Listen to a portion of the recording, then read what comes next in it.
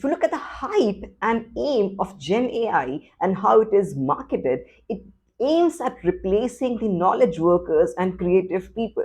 But you have to understand that things like Gen AI or AGI, artificial general intelligence, which is essentially making a robot as sentient as a human being, is the aim of intelligence, is the goalpost of intelligence. But that is a moving thing. Human intelligence is ever evolving. So these kinds of technological advancements, any kind of computational achievements, just evolve our human brain and just evolve ourselves in such a way that we make them our tools. We don't become slave of them. Yes, the innovators are always gung-ho about those tools replacing human labor, those tools replacing human intelligence. But the key aspect here is that no matter what you do with these technologies, ultimately human beings will be above the technology. Human intelligence will be above the technological advancement.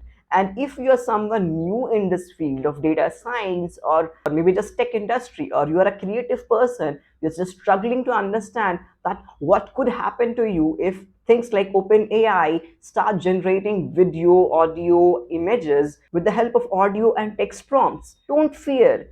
Keep your eyes and ears open and adapt as fast as possible.